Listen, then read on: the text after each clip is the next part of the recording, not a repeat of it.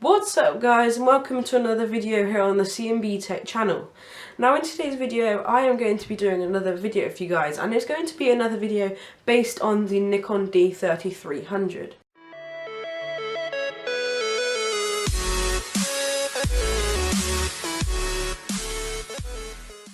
So I've had my personal Nikon D3300 for about 4 to 6 months, and it's been an incredibly good experience. So in today's video I'm going to be going through the 5 pros and things that I like about the Nikon D3300. Now I'm going to be talking about it with the standard 18 to 55mm VR lens, but I may do a video a bit later date about the things that I'm not so like and the things that I don't really like that much about the Nikon D3300. So without any further ado guys, let's get into the video. So let's go straight into the video guys with the first thing that I really like about the Nikon D3300, which is going to be the price. Now some may say that £300 to £320 is an incredibly expensive price to get a camera.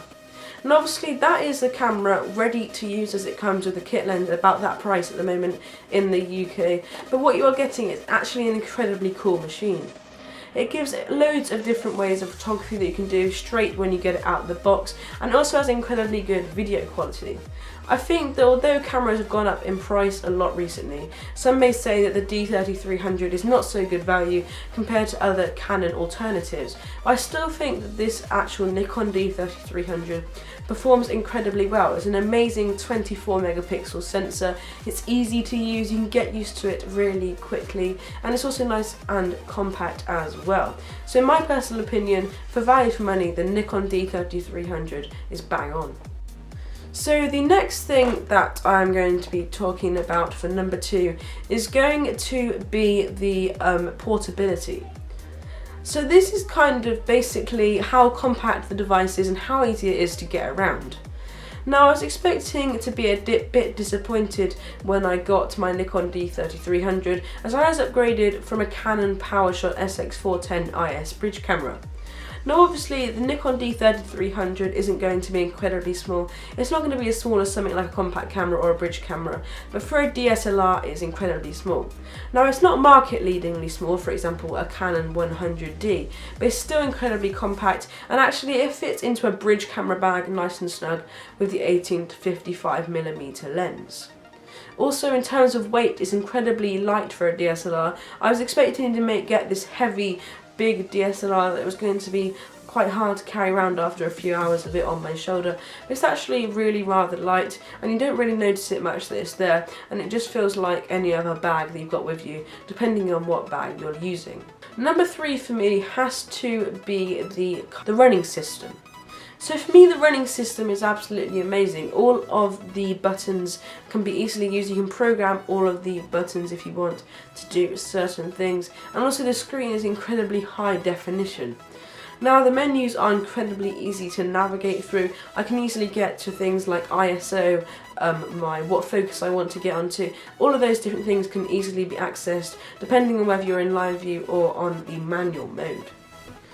Also another thing is that when you're doing some of the more in-deep settings, when you actually have to go into the system menus, it's quite easy to get into stuff. However, I would have liked the FPS video quality to be a bit easier to access, but other than that the menus are incredibly easy to navigate with the small D-pad. Now for the 4th thing that I like about the Nikon D3300, it has to be the lens options.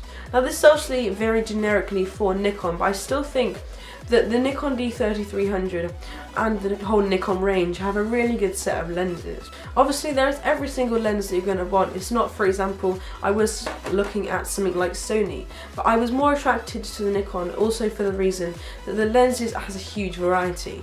Also, there are some cheaper and more expensive lenses, and at the age that I'm at, I can't really afford to go and buy a £3,000 70 to 200mm lens.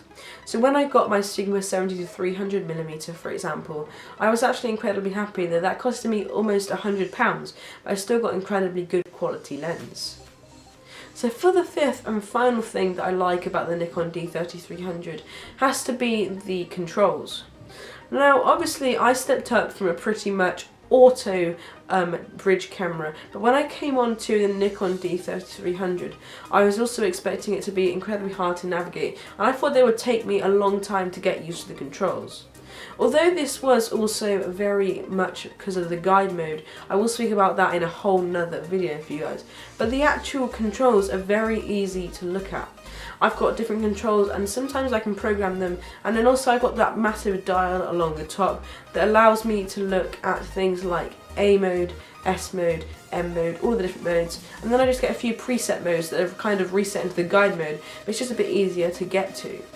Also, the shutter button is in a nice position, and also it's just incredibly easy to hold and turn on and off, and you can just bring it out quickly, get used to it, and then get shooting.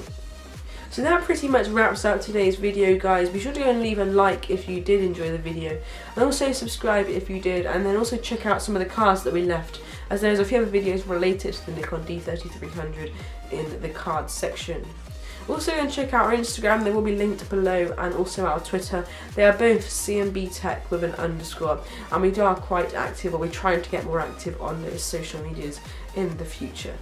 Thanks for watching this video, guys. I definitely will see you in the next one. Bye for now.